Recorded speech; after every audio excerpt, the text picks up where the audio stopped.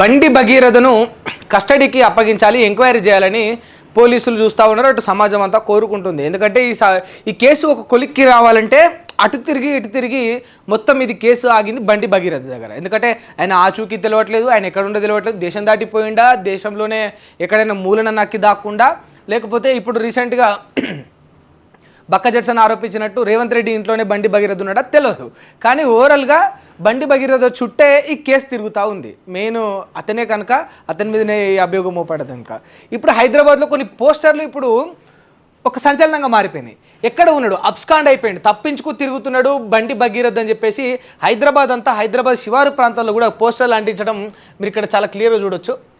Right, ఇగో ఇవన్నీ కూడా అతని పోస్టర్లే. అబ్స్కాండ్ అయ్యిండు అని చెప్పేసి, అబ్స్కాండ్ అయ్యిండు, దయచేసి ఆచూకీ తెలిసిన వాళ్ళు పట్టించుండ్రు, తెలుపుండ్రు అని చెప్పేసి అన్ని పోస్టర్లు.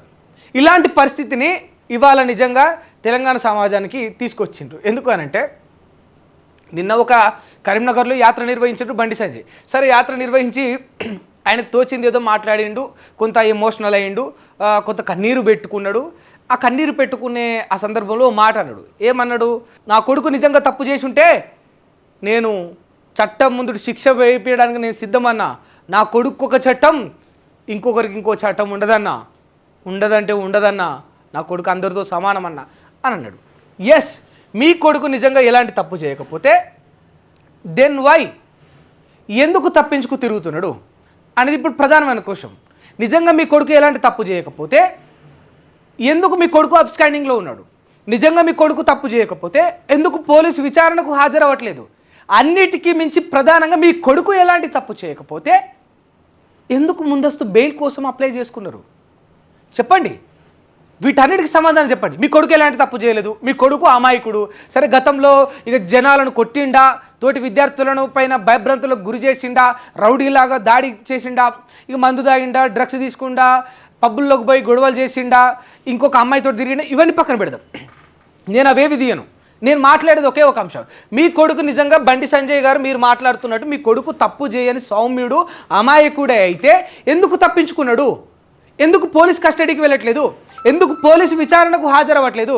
నిజంగా మీ కొడుకుకు ఏమీ అన్యపుణ్యం తెలియకపోతే దెన్ కమ్ రమ్మనండి, పేట్ బషీర్బాద్లో హాజరు కమ్మనండి, పోలీసుల విచారణకు హాజరు కమ్మనండి, పోలీసులు అడిగే ప్రశ్నలకు సమాధానం చెప్పానండి. మీ కొడుకు ఎలాంటి తప్పు చేయకపోతే రేపు కోర్టులో మీ తరపున వైసీపీకి సంబంధించిన నేతను ముందస్తు బెయిల్ కోసం డిమాండ్ చేయకని చెప్పండి.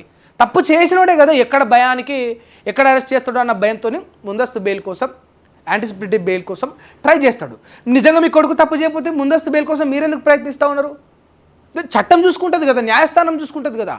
తప్పు చేయనోడు శిక్ష పడనియదు కదా. తప్పు చేయనోడు ఎలాంటి తప్పు చేసినట్టు ఆధారం లేకపోతే అరెస్ట్ కానియదు కదా, రిమాండ్కి పంపనియదు కదా. మినిమం ఆ బేసిక్ ఎవిడెన్స్ ఉంటే తప్ప రిమాండ్కి వెళ్ళలేరు, రిమాండ్కి పంపించరు. ఆధారాలను బేస్ చేసుకునే పోక్సో కేసును అనేది వాళ్ళు పరిగణలోకి తీసుకుంటారు. ఊరికే ఒక 17 ఏళ్ళ అమ్మాయి పోయి ఊరికే ఇగో నా మీద రేపటి జరిగిందని ఉట్టిగానే కేసు అనగానే ఆ కేసు రాసి ఎంబటే రిమాండ్కి పంపిస్తారా? ఎంబటే తీసుకుపోయి జైలు వేస్తారా? ఏరు కదా. ఏంటమ్మా, ఎట్లా జరిగింది, ఎప్పుడు జరిగింది, ఎక్కడ జరిగింది, ఏంటి ఎవిడెన్స్ ఏంటి, కాల్ డేటా ఏమైనా ఉందా, కాల్ హిస్టరీ ఏమైనా ఉందా, కాల్ రికార్డింగ్స్ ఏమైనా ఉన్నాయా, చాటింగ్స్ ఏమైనా ఉన్నాయా, సీసీ ఫుటేజ్ ఏమైనా ఉందా, ప్రతిదీ ఎంక్వైరీ చేసి తీసి దాన్ని పట్టుకొని సెక్షన్లు యాడ్ చేసి దాన్ని పట్టుకొని రిమాండ్కి తరలిస్తారు. ఇది ప్రాసెస్ ఇట్లా ఉంటుంది. చట్టంలో అది అందరికీ తెలిసిందే కదా. ఉట్టిగా 17 ఏళ్ళ అమ్మాయి పోయి ఉట్టిన కంప్లైంట్ చేయగానే బండి భగీరథ చాలా తీసుకోపోయి జైలు వేసేసాయి అని అన్నారు కదా. ఇది వాస్తవం, మనకు తెలిసింది. ఎస్, దెన్ నిజంగా మీ కొడుకు ఎలాంటి తప్పు చేయకపోతే, అమ్మాయి దగ్గర ఎలాంటి ఎవిడెన్స్ లేకపోతే వై అబ్స్కాండింగ్ ఎందుకు తప్పించుకొని తిరగాలి?